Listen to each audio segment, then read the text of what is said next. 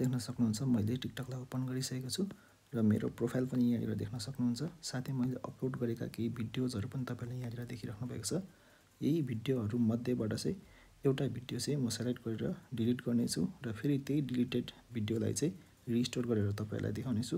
So भिडियोलाई कुनै पनि स्किप नगरी अन्तिमसम्म हेर्नु होला। र अब चाहिँ म यही भिडियो मध्येबाट एउटा भिडियोलाई सेलेक्ट गरेर डिलिट गर्नेछु। यस भिडियोलाई म डिलिट गरेर देखाउनेछु। देख्न सक्नुहुन्छ यो भिडियोलाई म डिलिट गर्न गइरहेको छु। यहाँ देख्न सक्नुहुन्छ डिलिटको अप्सन र डिलिट गर्नुभन्दा अगाडि चाहिँ यहाँ तपाईले पढ्नु होला restore post within 30 days from activity centre in setting भनेको छ। तपाईहरुले चाहिँ आफ्नो टिकटकको सेटिङमा चाहिँ एक्टिभिटी सेन्टर भन्ने अप्सन पाउनुहुन्छ।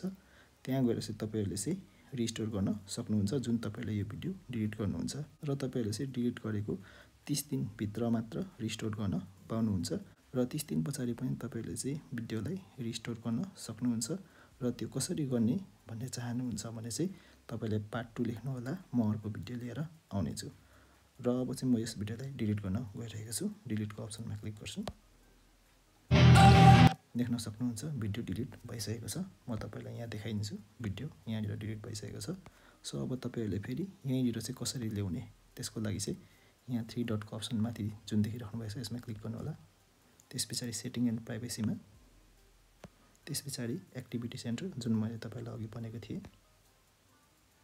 यसमा क्लिक गरिसकेपछि देख्न सक्नुहुन्छ रिसेन्टली डिलिटेड भिडियो देख्न सक्नुहुन्छ। यहाँनिर टाइम पनि देखाइदिएको छ 30 डेज लेफ्ट। तपाईहरुको चाहिँ यो भिडियो टिकटकबाटै पुरै हटिनुको लागि चाहिँ अझै 30 दिन बाँकी छ। 30 दिन भित्र चाहिँ तपाईहरुले चाहिँ रिस्टोर गर्नुपर्ने हुन्छ। रिस्टोर गर्न एकदम सजिलो छ। यसमा क्लिक गर्न होला एकचोटी।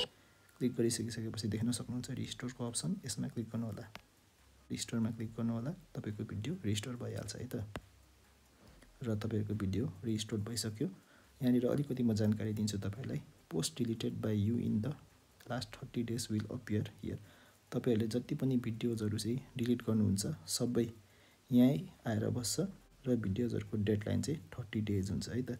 तपाईले चाहिँ 30 दिन भित्र चाहिँ रिस्टोर गरिसक्नु पर्ने हुन्छ, नत्र तपाईको भिडियो चाहिँ फेरि पुरै यहाँबाट पनि डिलिटेड हुन्छ है त। सो त्यसपछि म तपाईलाई ब्याक गरेर अब देखाउने छु त्यो भिडियो चाहिँ रिस्टोर भयो या भएन। देख्न सक्नुहुन्छ म रिफ्रेश गर्छु। यहाँनिर देख्न सक्नुहुन्छ भिडियो आइसक्यो है त। सो यो तरिकाले चाहिँ तपाईहरुले चाहिँ डिलिट भएको भिडियो सजिलैसँग चाहिँ अब रिस्टोर गर्न सक्नुहुन्छ भन्दै आजको लागि भिडियो पनि यति नै। तपाईहरुलाई आजको भिडियो कस्तो लाग्यो मन पर्ने लाइक शेयर एन्ड कमेन्ट गरिदिनु होला र च्यानललाई सब्स्क्राइब पनि गरिदिनु होला भन्दै see you in the next video.